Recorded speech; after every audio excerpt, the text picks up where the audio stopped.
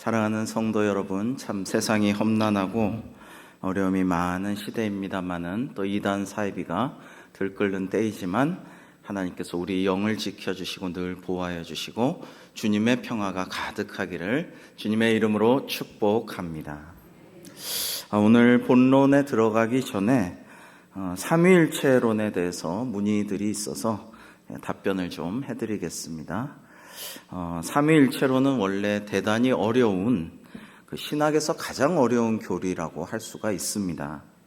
그래서 유명하다는 큰 교회 목사님들도 가끔 좀 엉터리 삼위일체론을 설교하거나 가르쳐서 왕왕 이단 아닌가 이런 말을 듣고 못쓰게 하는 경우도 있습니다. 물론 이단은 아닌데 잘못 이해하고 좀 잘못 가르친 그런 케이스가 왕왕 있는 것입니다. 그래서 삼위일체론은요, 사실은 논리로 설명하고 이해하기보다는 믿음으로 고백하는 것이 맞습니다. 잘 모르면 어떻게 해요? 공부할 때? 외워야죠. 외우는 거예요. 그리고 이제 자꾸 책을 읽고 암송하고 이러다 보면 어떻게 됩니까? 믿다 보면 어떻게 돼요? 믿다 보면 이해하게 돼요. 믿다 보면 어느 순간에 이해하게 돼요. 이해해서 다 믿는 게 아니고요. 믿으면 어느 날 이해하게 된다라는 것입니다. 그래서 정통교리지만 신앙의 신비에 속하는 교리가 삼위일체 교리입니다. 자, 가장 중요한 건 이거예요. 하나님은 한 분 하나님이신가라고 물어보았을 때에 정답은 네, 맞습니다. 하나님은 한 분, 오직 한 분 하나님이십니다. 이렇게 답하는 것이 정답입니다. 물론 하나님은 성부 하나님, 성자 하나님, 성령 하나님의 삼위격을 가지고 계셔요. 사람은 인격이라고 그러고 신은 위격이라고 합니다. 세 위격으로 각자 다른 역할을 담당을 하고 계시지만은 하나님은 세 신으로 계신 것이 아닙니다. 삼신론이 아니에요. 삼신론이 아니고 하나님은 한 분이시, 한 분. 그런데 삼위로서 활동하시고 영역을 가지시고 역사하시는데 서로 연합하고 협력하고 도우면서 그렇게 역사하시죠. 그런데 이 삼위격이 한 분 하나님이에요. 이게 뭐냐면 삼위일체의 신비입니다. 신비. 세 분인데 어떻게 한 분이냐? 이게 신비인데 삼위일체의 신비, 이것을 우리가 믿어야 돼요. 행여 삼위의 하나님을 설명하느라고 각각을 너무 설명하다 치중해서 한 분 하나님의 삼위일체 한 분 하나님의 신비를 놓쳐서는 안 된다라는 것을 말씀을 드립니다. 그래서 이 삼위일체는 세상의 일반인들의 상식과 과학과 논리로 해결이 되는 문제가 아닙니다. 우리가 이 삼위일체의 신비를, 놀라운 신비를 믿어야 되는 것이죠. 분명한 것은 하나님께서는 세 위격으로 계신 동시에 본질상 그리고 실제로 한 분이신 하나님이시다. 여기서 벗어나면은 이제 이단이 됩니다. 사실 이 천주교는 천주 하나님 아버지를 믿죠. 우리는 유일하신 하나님 한 분을 믿습니다. 그래서 개신교와 천주교가 모처럼 연합해서 공동 번역 성경을 만들었어요. 그런데 개신교에서 잘 안 읽어가지고 이제 카톨릭만 읽다가 카톨릭도 따로 또 성경을 내고 이렇게 됐습니다. 엄청 고생해서 카톨릭과 우리 개신교가 연합해서 성경을 편찬했는데 왜 우리가 안 읽게 됐느냐? 거기서 저쪽은 천주 하나님, 우리는 유일하신 하나님, 하나님의 호칭을 이렇게 했는데 통합해서 하늘에 계신 하나님 아버지시기도 하니까 카톨릭은 좀 보편적인 거 좋아하잖아요. 불교하고도 뭐 연등 행사하고 성탄절 서로 현수막 걸고 축하하고 좀 그런 식이잖아요. 그래가지고 공동 번역에서는 한은임으로 하나님의 표기가 한은임으로 됐어요. 근데 우리 개신교 사람들은 이게 영 안 맞는 거예요. 하나님은 유일하신 하나님이 우리에게 신앙 고백으로 맞지, 하늘에 계신 하느님보다는 우리는 유일하신 하나님, 한 분 하나님이 더 좋단 말이에요. 그래서 공동 번역을 잘 안 읽게 됐어요.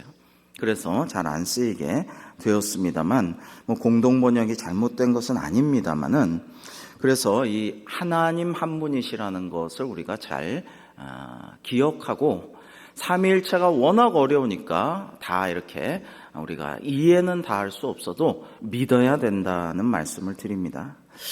작년 6월 15일 수요기도의 이 시간에 제가 삼위일체론에 대해서 열심히 연구해가지고 정말 최대한 노력해서 말씀을 전했습니다. 지금 찾아보니까 550명 정도가 조회하셨던데, 삼위일체론이 궁금하면 홈페이지에서 이 삼위일체이신 하나님을 찬양합니다. 작년 6월 15일 제가 수요기도회 때 한 말씀을 보시면 많은 부분이 좀 이해가 되시리라 생각을 합니다. 자, 오늘의 본론으로 들어가서 예수님께서는 기도에 대해서 가르치시면서 먼저 오늘 본문에 앞서서 7절에서 기도할 때 이방인같이 중언부언하지 말라, 말을 많이 해야 하나님 들으실 줄로 생각지 말라 하셨고요. 그 다음에 그 앞에도 남에게 보이는 외식하는 기도하지 말라라고 보이는 기도하지 말라 말씀하셨어요. 그리고 나서 너희는 이렇게 기도하라라고 말씀하셨습니다.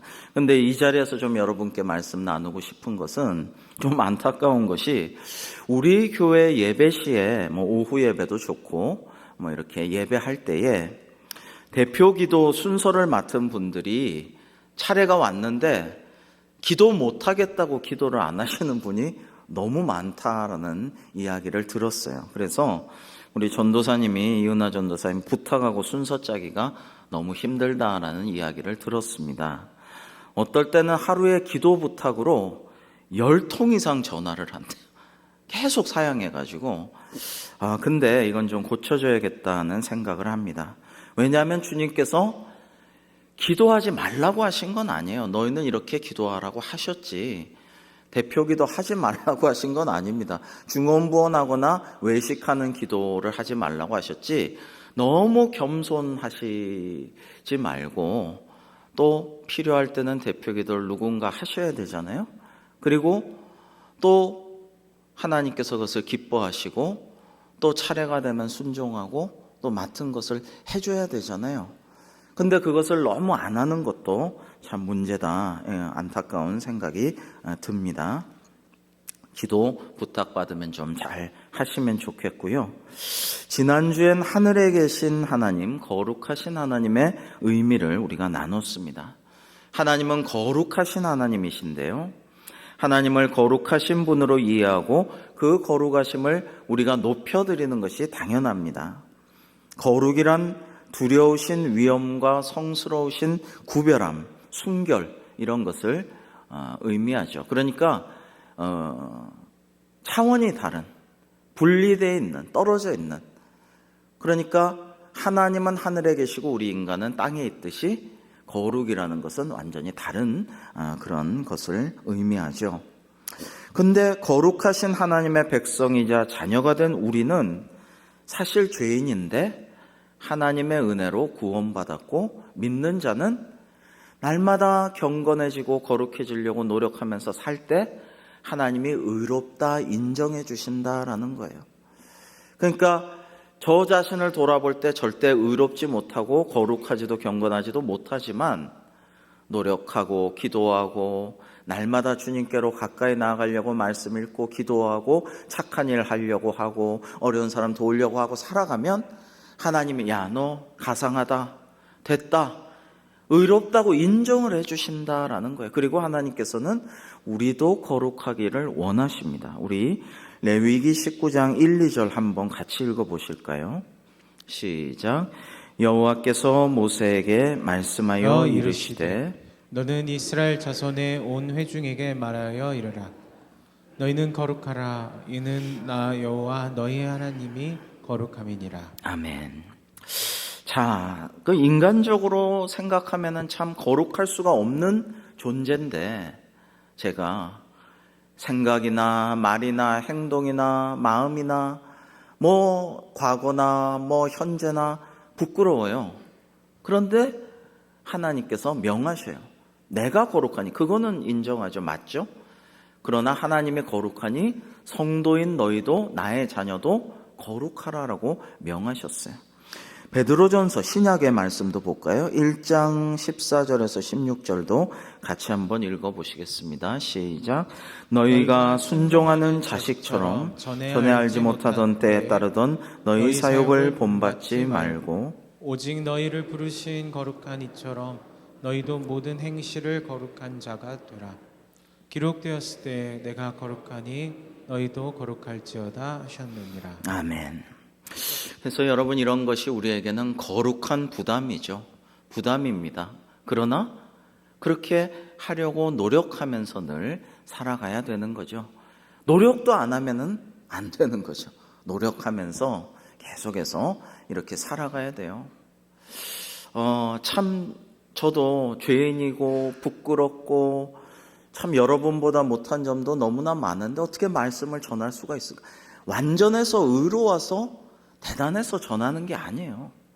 하나님이 소명을 주시고 훈련시키시고 시키셔서 하는 거죠. 두렵고 떨림으로 늘 하는 거지. 이게 뭐 대중연설이나 강의나 이런 거면 제가 마음껏 제가 막 웃기기도 하고 막 엄청 할 수 있어요. 근데 두렵고 떨림으로 하나님 말씀을 대언하는데 어떨 때는 도망가고 싶고 어떨 때는 제가 자격이 없는데 몸부림치죠. 어떨 때는 진짜 밤새 못 자고 나와서 새벽 한다니까요. 그런데 그래도 어떻게 해요? 해야 되는 것이죠. 우리 사명도 다 마찬가지예요. 여러분들 교회에서 뭐를 맡겨주면 그런 마음으로 하는 거죠. 이제 하나님 맡겨주신 거 순종함으로 하겠습니다 하고 하는 것이죠. 기쁨으로 하면 더 좋지만은요. 그래서 오늘은 하나님 나라에 대해서만 좀 말씀을 나누고 마치고 다음 시간에 주기도문을 마무리하려고 합니다. 이 하나님 나라는요, 첫째, 영어로 하자면 더 킹덤 오브 갓인데 하나님의 왕국인데 이게 더 레인 오브 갓이에요. 실제 뜻은 하나님의 통치, 하나님의 다스리심, 하나님의 주권, 이게 제일 중요한 뜻을 가지고 있습니다. 우리가 사회 시간에 국토와 영토죠. 국민과 주권이 있어야 국가가 성립한다 이런 얘기를 하죠. 일제한테 우리가 주권을 뺏기면 나라 백성도 있고 국토는 그대로지만 조선이 대한제국이 아닌 거죠. 일제 치하에 들어가게 되잖아요. 그러니까 주권이 중요해요. 주권이. 영토와 국민은 있지만 주권이 뺏기면 안 되는데요. 성경에 기록된 하나님의 나라는 세상 나라와 구별해서 이해해야 합니다. 여러분, 하나님 나라 국민은 눈에 보이는 주민등록증, 여권 이걸 갖고 있는 게 아니고 눈에 보이지 않는 성령님께서 그 영혼에 거하시는 사람이 하나님 나라의 국민이라는 것입니다. 하나님 나라의 영토 역시 눈에 보이는 것이 아니라 예수님께서 빌라도의 법정에서 뭐라고 하셨습니까? 내 나라는 이 세상에 속한 것이 아니니라. 요한복음 18장에 이렇게 말씀하셨거든요. 이 세상에 속한 게 아니라 내 나라는 하나님 나라에 속한 것이다. 성경에 기록된 하나님 나라의 가장 핵심적인 것은 그러므로 하나님의 주권. 그래서 하나님의 통치, 이게 중요합니다. 신약 헬라어 원어로는 이거를 바실레이아라고 하는데 원래 의미는 왕권, 통치, 주권 이런 걸 뜻하고요. The reign of God, 영어로 하면 이렇게 표현이 됩니다. 그래서 이 마가복음 1장에 예수님께서 복음 전하실 때 때가 찼고 하나님의 나라가 가까이 왔다라고 말씀하셨죠. 근데 예수님께서는 하나님의 나라, 즉 하나님의 통치를 어떤 장소로, 시간으로, 사건으로, 뭘로 말씀하셨느냐? 장소가 아니고요. 하나님의 통치가 이제 임하는 시간, 하나님의 통치가 실현되는 사건, 이벤트, 이걸로 말씀을 하셨어요. 그래서 여러분 좀 어려운 말인데 그 크로노스와 카이로스란 말이 있습니다. 우리 시계 지금이 8시 32분이다. 뭐 달력 보고 몇 시 이런 것들은 그냥 연대기적인 시간이에요. 우리가 정하고 합의한 시간, 지나면 흘러가는 시간, 이걸 크로노스라고 성경 말 원어는 그럽니다. 근데 카이로스가 있어요. 그거는 어떤 하나님의 때, 예정된 때, 섭리가 이루어지는 때, 어떤 모멘트를 말합니다. 어떤 하나님의 역사, 타이밍, 이거를 말하는 거죠. 그 때가 왔다라고 말씀하시는 거예요. 때가 찼고는, 그리고 하나님의 다스리시는 순간과 그 주권의 그 역사하시는 것이 이제 다가오고 있다, 이 말씀을 하신 것입니다. 하나님의 통치가 실현되는 사건이 오고 있다, 아주 긴박하게 말씀하신 것입니다. 자, 그래서 회개하고 복음을 믿으라. 왜? 하나님 다스리시는 시간이 닥쳐오니까 빨리 회개하고 복음을 믿어 구원받아라 라고 긴박하게 말씀하신 것입니다. 자, 그러니까 성경에 기록된 하나님의 나라는 우리가 죽으면 가게 되는 어떤 제한적 장소만 의미하는 건 아닙니다. 그래서 하나님을 믿으면 예수 그리스도를 구주로 영접하면 어떻게 돼요? 우리가 죽어도 살겠고 무릇 살아서 나를 믿는 자는 영원히 죽지 아니하리라는 게 그런 거예요. 우리가 지금 살아서 예수님을 믿고 지금 예배하고 기도해 드리고 있으면 지금 우리 안에, 제 안에, 여러분 안에, 이 공동체 안에, 영상을 보시는 각 가정에 하나님의 다스리시고 통치하시는 시간과 그 주권이 임했잖아요. 그럼 지금 하나님 나라가 임한 것이고 이게 쭉 가는 거예요. 쭉 천국 가서 나중에 천국으로 꼴이 나는 게 아니고, 그거는 이제 완성되는 것을 의미하는 거고, 하나님 나라가 우리 가운데도 지금 여기에서도 임하는 것이다 라는 것입니다. 왜냐하면 하나님께서 왕권을 가지시고 만왕의 왕이신 하나님께서 주권자로서 우리를 다스리시기 때문이죠. 우리가 믿고 순종하고 따르면 하나님께서 우리 안에 거하시고 우리를 인도하시고 은혜 주시고 역사하시니까 우리는 그의 국민이 되는 거죠. 이곳은 지금 여기는 하나님의 영토가 되는 거죠. 다음 주에도 뭐 또 빌린다고 그래서 1대1 하는 시간 저녁인데 또 다음번엔 그러지 말라 그랬는데 또 이제 뭐 대의원 회의 우리 재건축 우리 교회에서 너무 고맙대요. 성도님들께 뭐 조합장이나 이런 분들 너무 고맙대요. 왜냐하면 교회가 성소란 걸 다 알기 때문에 우리 교회에서 할 때는 좀 의견 대립 있어도 막 소리 지르고 욕하고 싸우고 못하고 그냥 조심조심하고 교회에서 하니까 훨씬 은혜롭다고 제발 교회 좀 쓰게 해달라고 해서 또 알았다 그렇게 했는데, 그러나 그 뭐 조합장들 대의원들 뭐 여기 와서 회의 빌려주지만 그때 이 장소는 하나님 나라가 임한 건 아니에요. 그냥 이곳은 교회지만 성전이지만 그게 하나님 나라가 임한 건 아니죠. 근데 지금 이 순간 여기는 하나님의 나라가 우리 가운데 임한 줄로 믿습니다. 이게 이제 하나님 나라예요.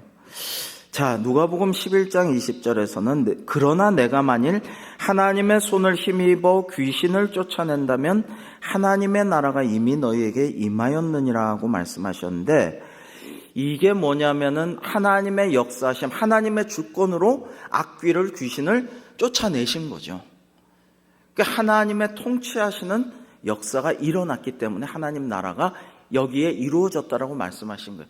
예수님의 여러분 사실은 알파와 오메가, 메시지의 처음과 시작은 하나님 나라예요. 그걸 전하려고 오셨어요. 귀신을 쫓아내시면서 하나님께서 다스리시고 주관하시고 지금 주권을 발휘하셔서 이 도둑놈 같은 나쁜 악귀가 쫓아내는 이런 순간이 하나님 나라의 역사를 보여주시려고 그렇게 하신 것이고, 아픈 사람들 고치시고 죽은 자도 살리시는 것도 하나님의 다스리심을 보여주시려고, 생명의 주관자 되신 하나님의 역사하심을 증거하시려고 그런 기적도 베푸신 것이고, 폭풍, 광풍 모든 그 바다 물결도 잠잠케 하신 기적도 뭐예요? 하나님께서 자연 만물을 창조하시고 모든 자연 만물도 하나님께서 주관하시고 다스리신다, 이거를 보여주시려고 기적을 베푸셨어요. 인기 얻으려고 기적 베푸신 게 아니거든. 존경받으려고 그런 게 아니고, 놀래키려고 그게 아니고, 하나님 나라의 임함을 보여주시려고 그렇게 하셨다라는 것입니다. 자, 두 번째로 하나님의 나라가 임하시는 장소를 말씀드리자면, 첫 번째로 내 영혼의 땅, 내 삶의 땅, 그곳에 하나님 나라가 임하십니다. 자, 예수님은 하나님의 나라에 대한 바리새인들의 질문에 대해 답변하시기를 하나님의 나라는 내 안에 있느니라 라고 하셨습니다. 우리 성경에는 너희 안에라고 되어 있는데요, 헬라어 원어는 분명하게 단수로 내 안에 있다. 여러분, 그렇게 되어 있습니다. 누가복음 이제 17장 22절에 여기 있다 저기 있다 볼 수 있게 하나님 나라가 임하는 건 아니고 하나님 나라는 너희 안에 있느니라 했는데, 정확하게 헬라어 원어는 너 안에 있다. 단수로 딱 너 안에. 어떨 때는 저도 설교할 때 많이 저를 포함해서 설교하는 거니까 늘 제가 할 수 없는 얘기 여러분만 하세요가 아니고 같이 하자고 그렇게 하는 거니까 우리라는 표현을 많이 하고 주어를 하나님, 주님을 많이 쓰지만, 어떨 때는 구원이나 영적인 어떤 일들은 뭐예요? 우리라고 말하기가 좀 민망하거나 부적절할 때가 있어요. 그것은 극히 개인적인 것이죠. 내 거란 말이에요. 아주 개인적인 영혼의 문제, 구원의 문제, 하나님 나라가 임하는 것은 내 거예요, 내 거. 지난 시간에는 우리 유치부가 찬양했는데 참 은혜가 됐는데, 부모 자식이 함께 찬양해서 은혜가 됐는데, 오늘은 또 선생님들 가운데 자매 찬양, 자매 율동이 또 참 기억에 남고 좋았는데, 여러분, 그러나 자매가 똑같지 않아요. 부모 자식도 달라요. 부모는 너무 신실하고 충성되고 교회를 위해서 모든 걸 헌신하는데, 자녀들은 정말 말 안 들을 때가 있어요. 교회 안 나오고. 그래서 아이고, 우리 애들은 왜 이러나, 내가 부족한가, 기도를 못해서 그런가. 나중에 다 열심히 기도하면 다 돌아오죠. 방황하고 한때 그런 시간을 거쳐서 더 성숙해서 오지만은 그 눈물의 기도의 시간이 오랠 때가 있는데요, 그만큼 달라요. 부모 자식도 다르고 형제 동기도 다르다. 아주 개인적인 거다. 그래서 하나님의 나라는 내 안에, 아주 개인적으로 내 안에 임하시는 거예요. 그냥 친한 친구라고 같이 임하는 게 아니에요. 물론 같이 부흥회 때 성령 받을 수도 있지만은 사실은 다 개인 한 사람 한 사람이다. 하나님의 통치는 내 마음, 내 영혼 안에 있습니다. 내 영혼이 하나님의 말씀에 순종하고 하나님의 율법에 따를 때 하나님 나라가 내 안에 개인적으로 극히 사적으로 들어오시는 것입니다. 내가 하나님 나라의 시민으로 살게 되는 것이죠. 하나님의 통치가 내 안에 작동하는 것입니다. 예수님께서는 제자들에게 기도에 관해 가르치시면서 하나님의 나라가 임하시기를 기도하라고 말씀하셨습니다. The rule of God, the reign of God, 하나님의 통치가 이루어지기를 기도하라 하셨습니다. 어디에 이루어지기를 기도하라 하셨냐면 이 땅에 이루어지기를 기도하라. 하늘에서 이미 이루어진 것 같이 이 땅에서도 이루어지기를 기도하라, 이렇게 말씀하셨어요. 그래서 먼저는 내 영혼의 땅, 내 마음의 땅, 내 삶의 땅이죠. 어떤 이의 삶의 땅은 이전에 하나님 통치 밖에 있어서 하나님의 주권의 영역에 미치지 못하여서 우울하고 낙심하고 절망하고 극단적 선택을 궁리하고 이렇게 살았는데요. 그런데 하나님이 어느 순간 내 마음을 다스리셔요. 내 안에 찾아오셔서 임재하시고 나를 주관하셔. 그렇게 되면 어떻게 됩니까? 전문적인 신앙 용어로 횟가닥하게 돼가지고, 횟가닥하면 어떻게 돼요? 그전에는 괴로웠는데 감사하고 기쁘고 원수 같은 사람을 축복하게 되고 기도하게 되고 횟가닥하게 된단 말이죠. 그게 하나님의 다스리심의 놀라우신 역사라는 것입니다. 자, 그래서 이제 두 번째는 내 가족, 사회, 세계라는 땅에 하나님 나라가 또한 임하기를 우리는 기도를 해야 하는 것입니다. 먼저 하나님 나라가 내 영혼의 땅, 내 삶의 땅에 임하시면 다른 사람에게 그 생명의 불씨를, 그 불꽃을 전해줄 수가 있습니다. 이제 오늘도 열심히 전도하고 또 전도 회의도 하시고 이제 4월에는 열심히 전도할 거예요. 이번 주일부터 전도 작정서를 우리가 나누고 기도하고 이렇게 할 건데, 여러분이 내 삶에 하나님의 통치가 충만하고 하나님의 나를 다스리시고 은혜를 주시고 너무 감사하고 사랑이 넘치면 이거를 전해야겠다. 이 좋은 것을 좀 전해야겠다. 야, 이거를 알려줘서 저 사람을 살려야겠다. 지옥으로 떨어질 저 사람을 구원해서 천국으로 인도해야겠다라는 생각이 막 이제 샘솟게 되는 거죠.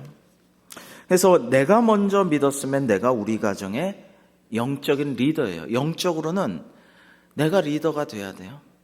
축복의 통로, 복의 근원 돼가지고 영적으로는 자식이라도 내가 리더가 돼가지고 나를 따라오시라고, 나와 함께 가자고 하면서 끌어야 돼요. 저도 그런 경험이 있고 주변에 그런 경험들이, 나이나 뭐 어떤 경험이나 뭐 지식이나 이런 게 중요한 게 아니에요. 영적인 리더가 돼요. 여러분 지금 JMS 같은 거 보면 항상 기가 막힌 게, 이단들 보면 뭐 서울대, 연고대, 이대, 스카이, 뭐 그 카이스트, 뭐 외국에서 온 석박사, 교수, 대학원생들, 엘리트들이 엄청 많아요. 지금 검사들, 뭐 PD들, 뭐 그 다음에 뭐 기업인들, 너무나 이 사회 엘리트들이 그들을 비호하고 있다고 하잖아요. 보호하고 있고. 근데 세상 지식 가지고는 영적인 거를 안 되는 거예요. 안 되는 거예요. 자기가 잘났고 똑똑하다고 대단하다고 스스로는 생각하지만 전혀 다른 거예요. 영적인 지혜와 지식은 차원이 다른 거란 말이에요. 오히려 그런 사람들이 교만해갖고 여러분 그 정명석 같은 말도 안 하는데 들어가는 거예요. 야, 이런 세계도 있네 하면서 이거는 내 세계랑 완전히 다르네. 무조건 따라야 돼. 순종해야 돼. 기가 막히네. 거짓말이 크면 클수록 사람들이 많이 속는다고 그러죠. 이상하면 이상할수록. 그게 히틀러의 괴벨스나 뭐 이런 선전상들이 그런 거 통달해가지고 사탄 마귀처럼 이단 사이비처럼 사람들을 미혹했는데요. 독일 사람들이 얼마나 신실하고 얼마나 정직하고 똑똑하고 참 윤리적이고 훌륭한 사람들인데 다 넘어갔잖아요. 다 동조하고 교회도 교회가 히틀러를 재림 예수처럼 떠받들었다니까요. 독일 교회가, 루터의 후예들이. 믿어지지 않는 일들이 역사에서는 많이 일어납니다. 러시아 사람들이 얼마나 신앙이 좋은지 아세요? 러시아 사람들은 정말 신실한 사람들입니다. 근데 공산당에 넘어갔잖아요. 이런 일들이 일어나게 됩니다. 자, 여러분, 그래서 만약에 이제 또 우리 직장에 그 믿지 않는 사람들이 가득한데 내가 믿는 사람이다. 그러면은 내가 우리 직장을 사랑하고 동료들, 상사를, 부하 직원을 사랑한다 그러면 내가 영적 리더가 돼서 직급에 관계없이 그들을 구원하도록 나를 따라와라, 나와 같이 가자 하면서 이끌어줘야 되는 것이죠. 자, 마지막 세 번째, 하나님의 나라가 임하는 방법은 그러면 어떻게 하면 임할 것인가? 첫 번째로는 올바른 예배를 통해서 하나님의 나라가 임하게 됩니다. 여러분, 그래서 예배가 참 중요해요. 지난 주일날 말씀 전할 때 이웃을 돕는 것이 참된 경건이라고 말씀드리면서 하나님을 사랑하고 예배하고 기도하고 말씀 읽고 묵상하는 것은 기본입니다 했지만 또 기본이라는 게 가장 중요한 것이죠. 그래서 우리가 예배해야 합니다. 예배하는 게 삶의 목적이에요. 세상 사람들은 와, 그게 무슨 삶의 목적이냐, 내가 사내로 태어나서 뭐 이만큼 이루어야지, 내가 여자로서 이런 것까지는 누려야지, 뭐 나름대로 그게 있을 거예요. 세상 사람들은 그게 없으면 방황하고 멋대로 살죠. 그런데 우리는 그게 아니고요. 뭐 어디까지 도달해야지, 뭐를 이루어야지, 세상적인 그게 아니고요. 우리는 하나님께 예배하는 삶, 주님께 영광 돌리는 삶, 하나님 말씀대로 실천해서 하나님을 기쁘시게 해드리고 영광 돌리는, 이게 우리 삶의 의미고 목적이에요. 그래서 다른 거는 아무래도 좋아요. 다른 거는 뭐 집이나 옷이나 차나 인간관계가 때로는 그래도 건강이 또는 남보다 약해도 그래도 괜찮단 말이에요. 내가 예배할 수 있으면 하나님께 영광 돌리고 어렵지만은 전도하고 교회를 위해 작은 봉사라도 할 수 있고 남들을 위해 중보하고 기도할 수 있으면 그러면은 나는 인생을 잘 살고 있는 것이고 내 인생의 의미는 목적은 헛되지 않고 잘 가고 있다.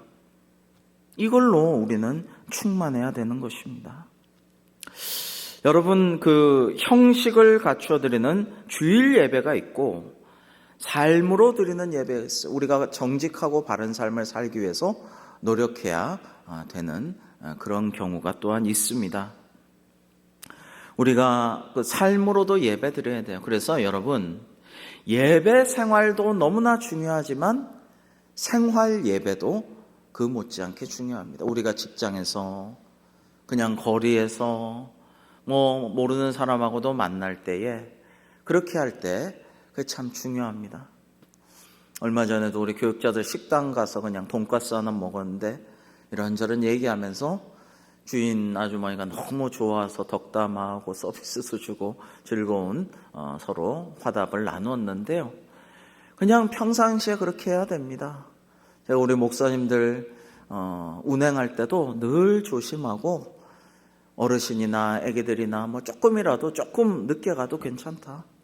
급하게 몰지 말고 좀 양보하고 늘 좀 이렇게 건널목 있으면 먼저 서고 좀 기다리고 절대 빵빵하지 말고 늘 그렇게 지내자.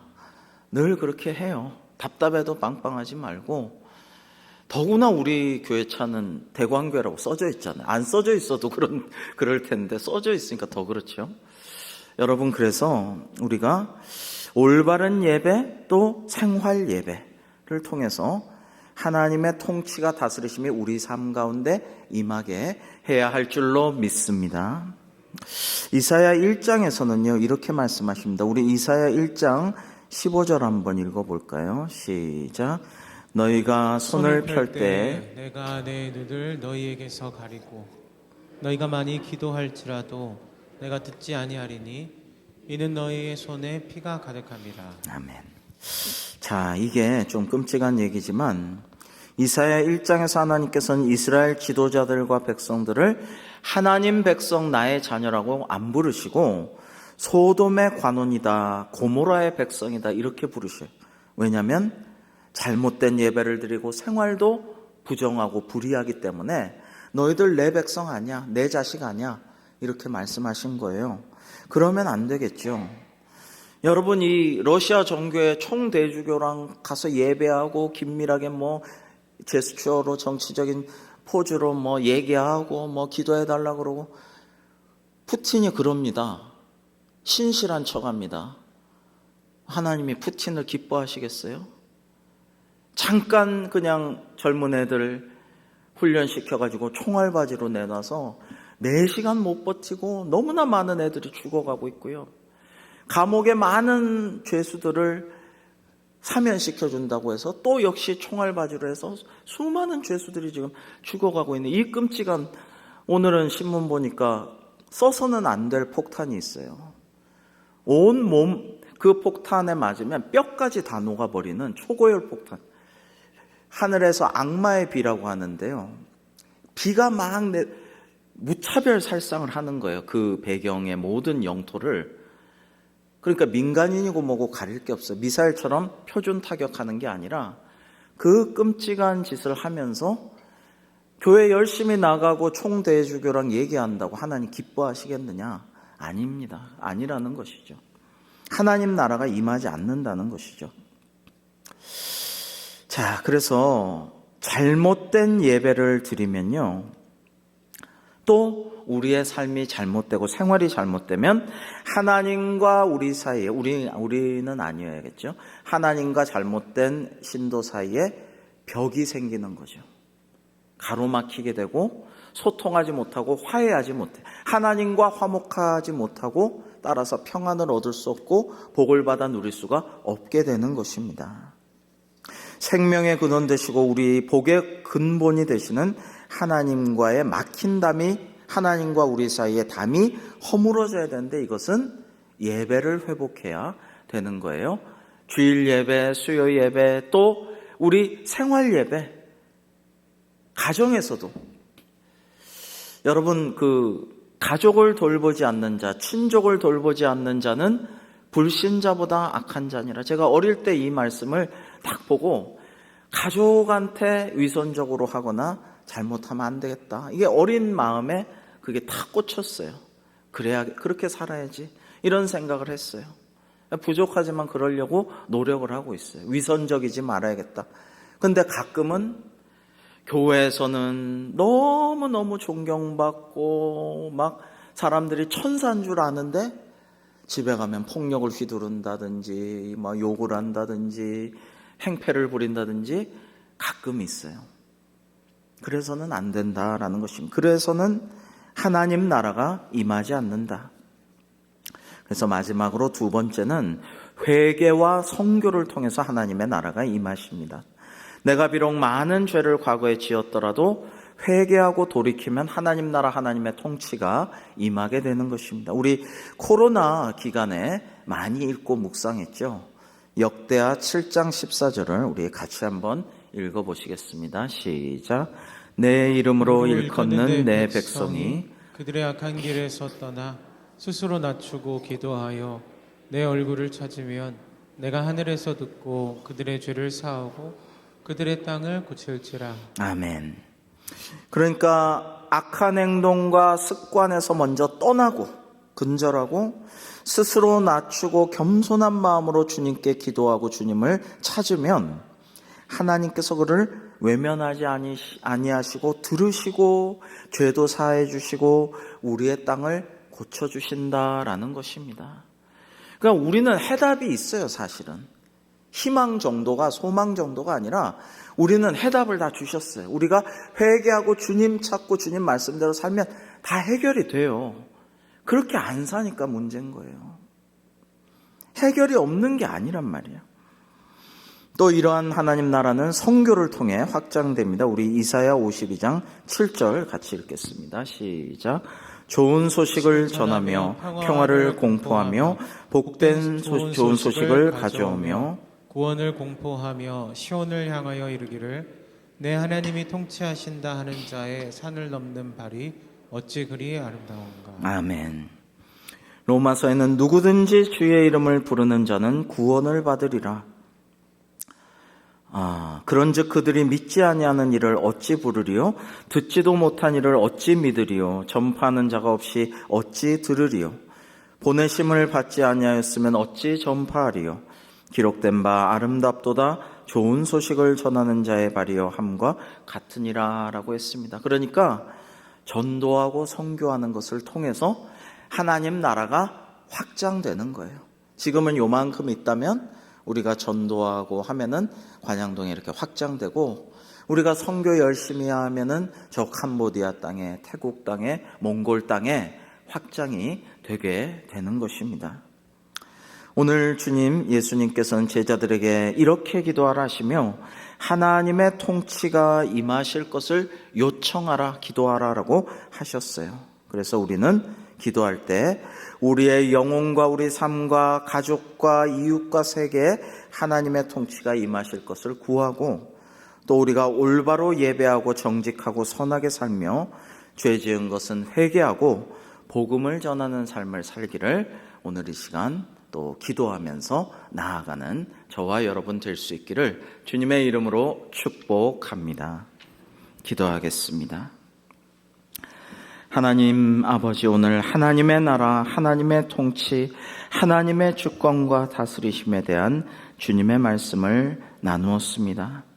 저희가 그 놀라운 능력과 은혜를 맛보며 풍성한 복을 누리며 감사하고 기쁨의 삶을 살게 하시고 또 이 구원의 복된 소식을 널리 전하여 하나님의 나라를 확장시키는 저희들 될 수 있도록 사용하여 주시옵소서.